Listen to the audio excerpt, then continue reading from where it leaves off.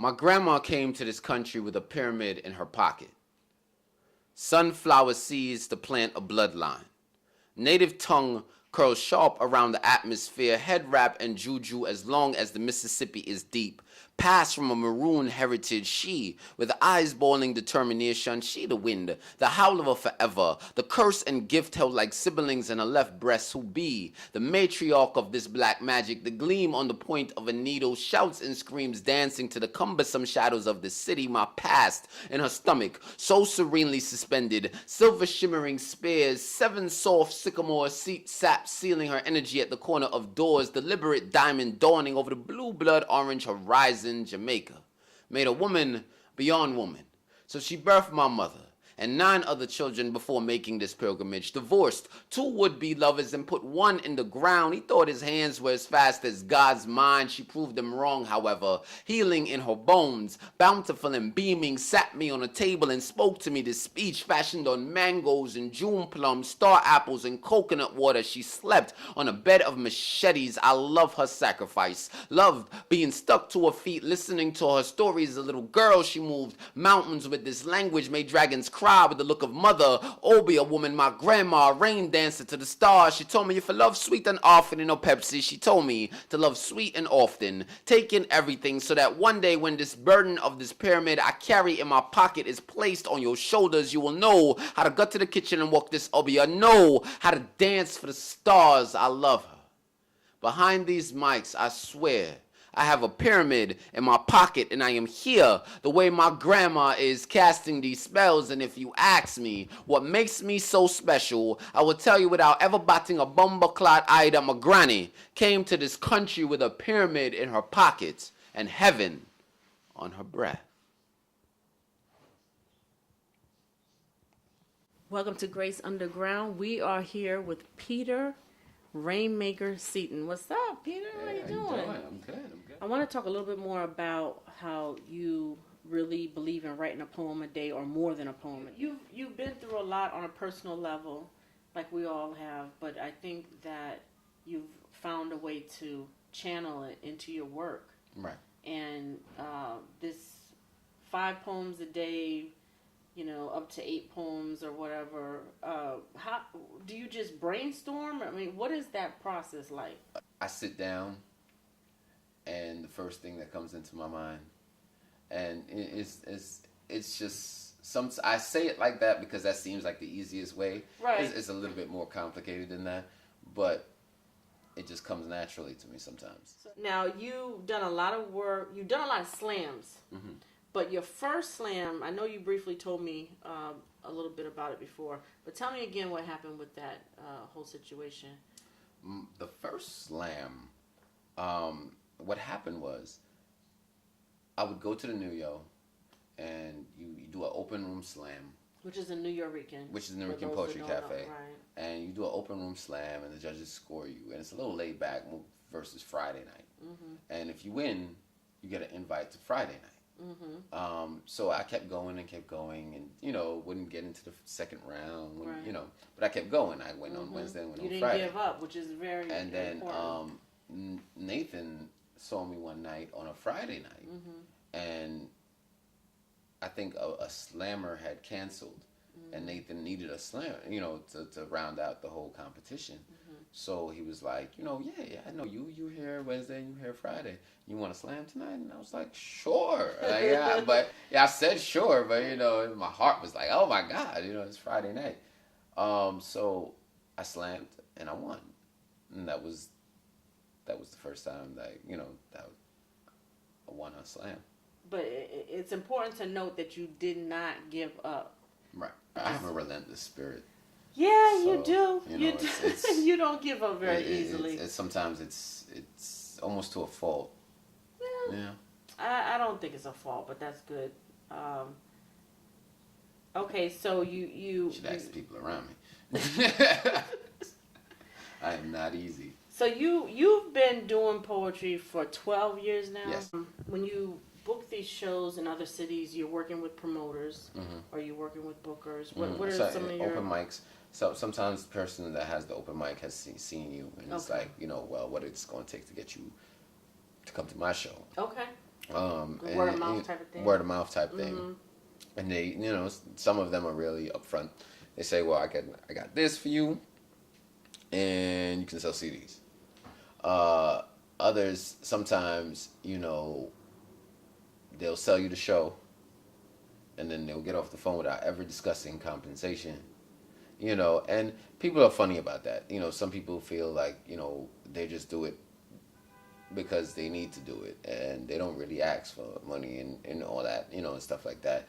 But you're beyond that. Yeah, I'm a professional poet. Right. I get paid for what I do. Right. And it's just, that's fact. It's what it is, and I can't shy away from that. I have children to feed. This is what I do full time. Right. This is what it is. So have you had any bad experiences? And can you just talk to us a little bit about that? Because there's some of us that are going to start touring, and I think people should know about that. Man, when you tour, it's a lot of times it's couch to couch to couch. Right. It's not necessarily all that glamorous. Right. There's certain things you need to do on the road. There's certain things you need to prepare for on the road. You have to be in a certain mental state, so to speak. This is true. This is true. Just dealing with all the people that you're going to meet on the road that don't know you, that you have to make sure that you come to a common ground at some point. Right. At some point in your career, you're gonna have to come to a common ground with everybody. So it is not easy. Right. It is not easy, and so there are people that will try to take advantage, and you just have to be wary. And as long as you have a plan and you stick to your plan, a lot of times I find that your plan, if you say you're going here, you're not going to go to dinner, you're going to go here, you're going to do this, that, and third, and you stick to that. Right. A lot of times that keeps you out of trouble. Okay. Keeps you from having those bad experiences. Okay. I heard him say he found God in his heart, but not. Said he's trying to find the lost of himself in between thighs he knows he doesn't deserve. Women tend to give more of themselves when your mouth claim Christian. Legs open a little wider when you know a little scripture, and he had this thing for stroking Proverbs. Said all his life he's been looking for a virtuous woman, but can't find one that wasn't grinding on him in the club, but praised the Lord along with his heart on Sunday morning. Twofold.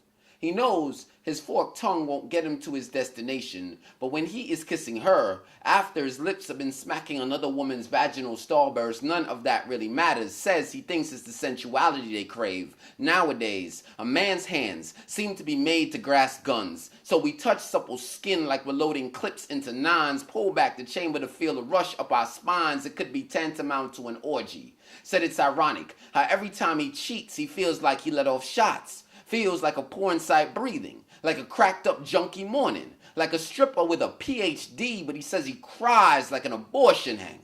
He's trying to keep the faith, read books on the male mythology, wants to stop loving women like slavery, wants to know the difference between the talk and the stand, says sometimes he catches himself filling up with the lust of scent of soul, the richness of a purpose unmasked in the unknown. Said the passion is far greater than what these hotel room walls know, than the scratches on his back mean, than the bodies he left moaning, still stuck in position, shivering in his deceit. He wants me to tell him how he can love the Lord but follow his.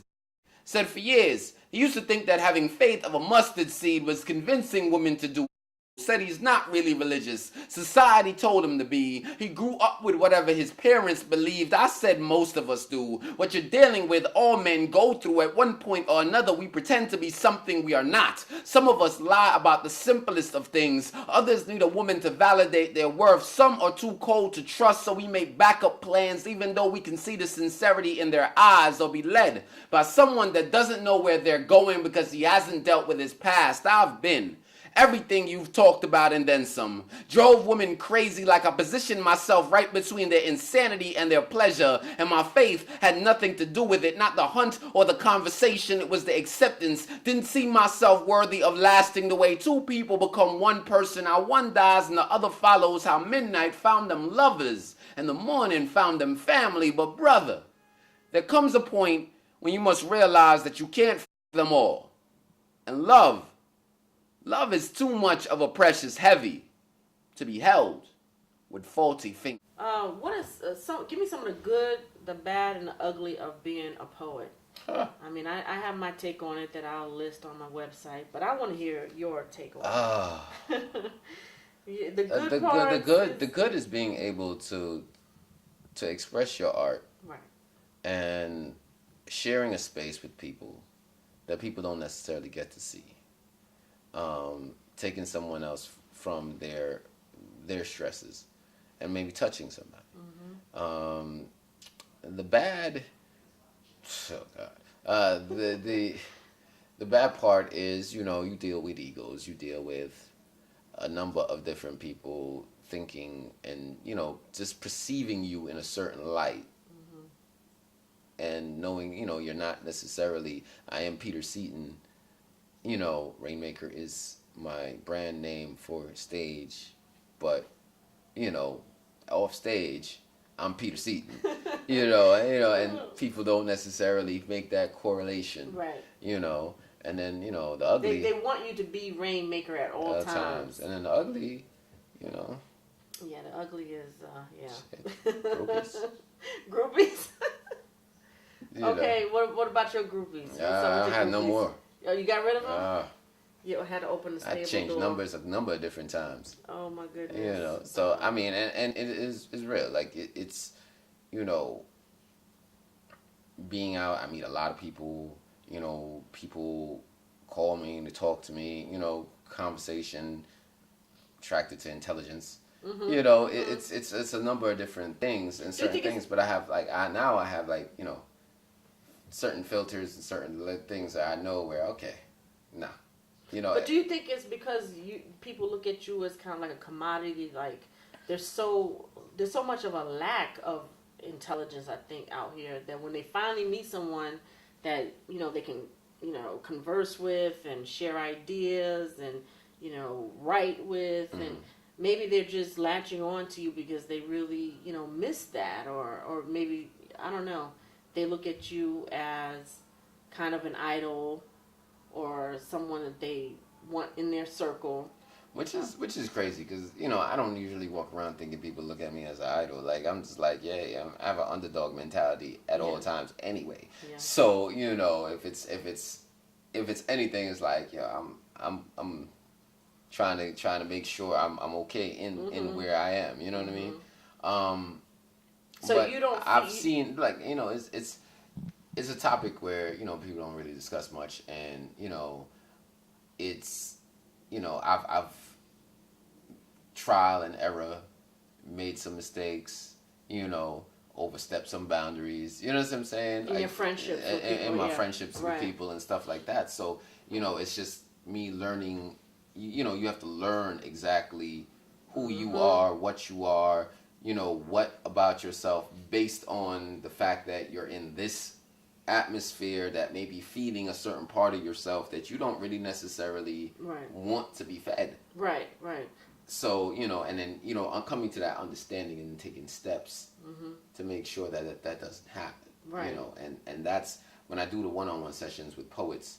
I tell them, if there's something in their life that they either know or don't know. Well, I mean, if they don't know and I bring it out, they can't really be mad at me. But if they know and they don't really want to deal with it, it's best they not sit down with me, because when I'm in my purpose, I'm in my purpose, so I can draw stuff out. Okay.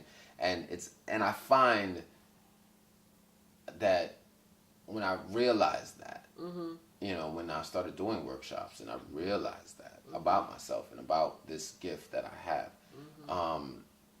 I find that a lot more fulfilling than actually being on stage. I mean, I just try to be the best that I can be in all aspects. And I'm not worried about what anyone else is doing. I'm just trying to be the best that I can be. Because you do seem like a person that's trying to help poets out there more so than, war against them. And having some ego is a good thing. Yes. It's not necessarily a bad thing. Right.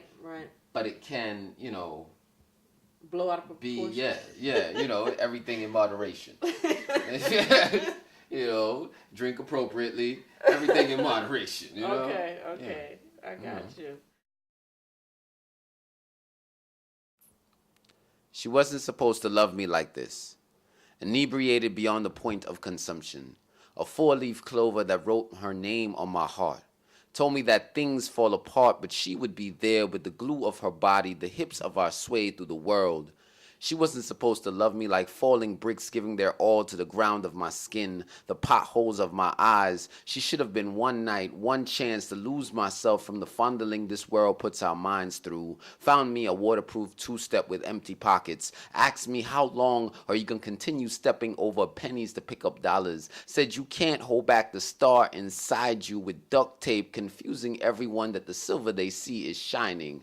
Said you really a silent pimp with a conscience. I told her in my quick wit that she couldn't be my bottom and laughed as if I said something funny. She said I am bottom, yes, only because those before you have ventured into my chasm and couldn't for the life of them find an ending. So they named me bottom. The word is more a metaphor. I take it for all the lives I've lifted right out of their souls before. She wasn't supposed to love me like this. Wasn't supposed to screw her heart like a light bulb in my throat. Wasn't supposed to melt when my lips found her genome and discovered there's a direct correlation between an orgasm on a single night and love. I find myself cursing the looseness that liquor does, how romance can be spelt with 4 shots of vodka, but she was someone's daughter, raised right, values knew her first name, said I know your past can drive grown men crazy, but she is built woman, and I didn't expect she would have me all transfixed, all bastard that I was, with good guy tendencies in the process of being. She wasn't supposed to love me like this. Wasn't supposed to give her all to the potholes of my skin.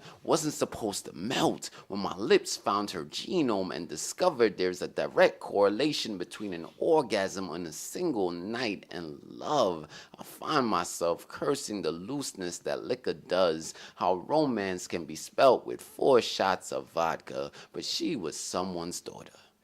Raised right, values knew her first name, said I know your past can drive grown men crazy, but she is built woman, and I didn't expect she would have me all transfixed, all bastard that I was, with good guy tendencies in the process of being. She wasn't supposed to love me like this, wasn't supposed to do anything but be here.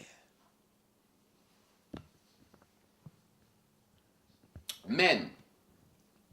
Women who swallow your ego know exactly how your bullshit tastes. So on a warm summer's day, I left my heart in the corner of my mother's womb, and I've been pretending to have feelings ever since.